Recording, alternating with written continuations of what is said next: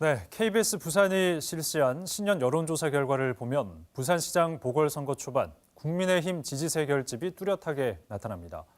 정부 여당을 심판하는 선거라는 의견이 우세했는데요. 또 10명 중에 8명이 투표하겠다고 답을 했고 일자리 창출을 차기 부산시장의 최대 중점 정책으로 꼽았습니다. 노준철 기자가 보도합니다. 먼저 부산 시민들에게 어느 정당을 지지하는지 물었습니다. 국민의힘이 42.1%로 가장 많은 지지를 얻었고 2위 더불어민주당 29.8%보다 12.3%포인트 높았습니다. 국민의힘은 60대 이상 자영업자나 가정주부일수록, 더불어민주당 지지율은 40대 이하 진보 성향일수록 높았습니다. 이번 보궐선거 의미에 대해서는 정부 여당을 심판하기 위해 야당에 힘을 실어야 한다는 의견이 46.8%로 안정적인 국정 운영을 위해 여당에 힘을 실어야 한다는 의견 30.1%보다 높았습니다.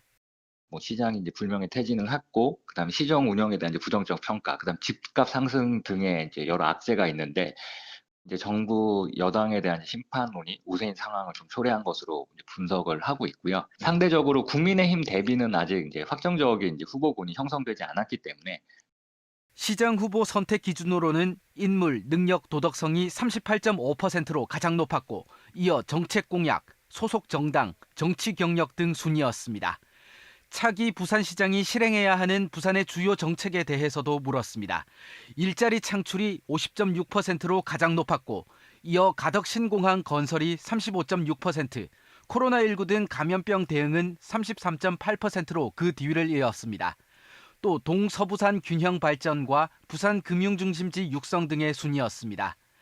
4월 보궐선거 때 투표하겠다는 응답은 84.4%였으며 국민의힘 지지층은 88.6%, 더불어민주당 지지층은 75.1%가 반드시 투표한다고 답했습니다.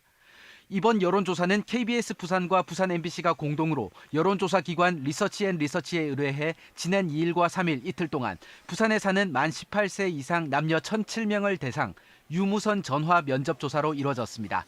응답률은 11.9%였고 표본 오차는 95% 신뢰 수준의 플러스 마이너스 3.1%포인트입니다. KBS 뉴스 노준철입니다. 네, 이번 새 부산시장 보궐선거 여론조사 결과를 보면 이 선거 초반에 부산 시민들이 야당인 국민의힘 쪽에 더 많은 지지를 보내고 있다, 이렇게 풀이가 됩니다. 취재기자와 함께 이번 여론조사 결과 자세히 분석해보고 의미도 짚어보도록 하겠습니다. 노준철 기자와 함께하겠습니다. 어서 오십시오. 네, 안녕하십니까? 네, 후보 지지도, 당 지지도 이런 걸 봐서 국민의힘의 우세가 지금 뚜렷한 그런 상황인데 어느 정도 예상된 결과라고요? 네, 맞습니다. 국민의힘의 초반 우세, 지역 정가에서는 크게 두 가지 이유 때문으로 분석하고 있습니다. 네. 요즘 코로나19 확산세 위기죠. 또 검찰 개혁 문제에다 부동산 정책까지 결코 정부 여당의 호의적인 분위기가 아닙니다. 네. 그러니까 정부 여당 심판론이 선거 초반 분위기에 영향을 미친 것으로 풀이되고 있습니다. 또 이번 보궐선거 배경도 살펴봐야 할 부분입니다.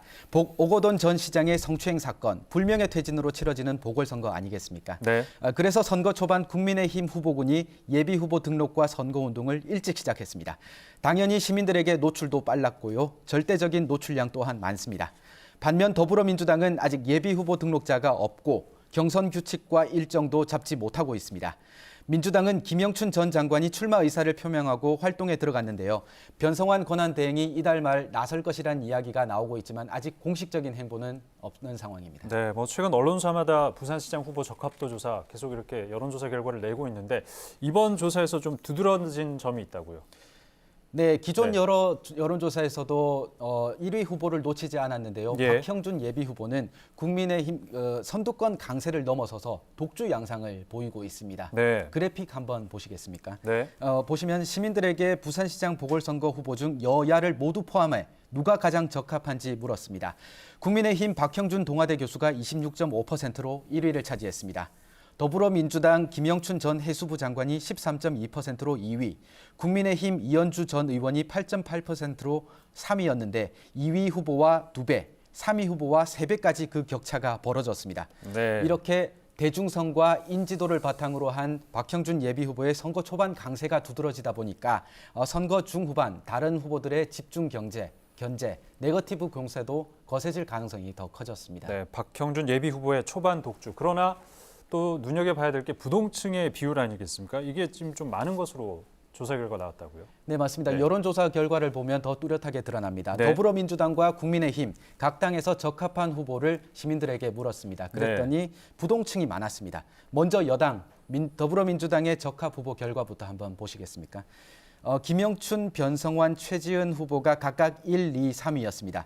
하지만 지지 후보 없음과 모르겠다고 응답한 부동층이 합쳐서 저렇게 60.1%나 됐습니다. 예. 민주당 후보를 좀 더 지켜보겠다.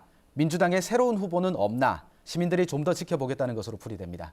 저 보시다시피 국민의힘도 보면 박형준, 이현주, 이진복 후보 순위였는데 민주당보다는 좀 덜하지만 지지 후보 없음 또는 모르겠다는 응답이 37.8%였습니다. 아직 3명 중 1명은 결정을 내리지 못했다는 거죠. 네. 선거가 중반 후반으로 가서 후보 검증이 어느 정도 이뤄질 때까지 이 부동층의 표심이 어디로 향할지 좀 더 지켜봐야겠습니다. 네. 지금 뭐 석 달 남은 상황이고요. 또 경선을 치러야 하기 때문에 일반 여론조사가 또 차지하는 비중이 경선에서는 크지 않습니까? 맞습니다. 그래서 후보들 뭐 여러 가지 방법으로 이제 인지도를 높이기 위해서 노력을 하고 있는데 어떤 식으로 좀 선거 운동이 벌어지고 있는지 좀 궁금합니다. 네, 그렇습니다. 그 얼굴 네. 알리기에 사활을 걸고 있다 해도 과언이 아닙니다. 네. 특히 요즘 또 코로나19가 지속되고 있지 않습니까? 선거 운동도 제약이 많습니다. 그렇겠죠. 그래서 네. 후보들마다 TV를 이용한 공약 발표에 더 심혈을 기울이는 것 같습니다. 네. 그 시작은 사실상 국민의힘 이진복 예비후보가 끊었습니다.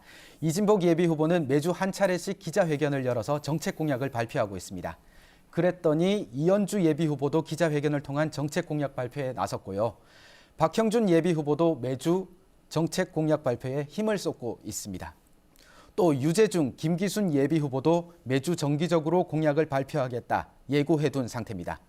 정책 공약, 정책 선거 중요합니다. 물론 지향해야 합니다. 하지만 그 인지도를 높이려는 의도로 정책 공약을 알맹이도 없이 2차, 3차, 4차 이렇게 계속 늘리기만 해서는 안 되겠습니다. 네. 이 선거 여론조사 관련 소식 여기까지 듣겠습니다. 노준철 기자 수고하셨습니다. 네, 감사합니다.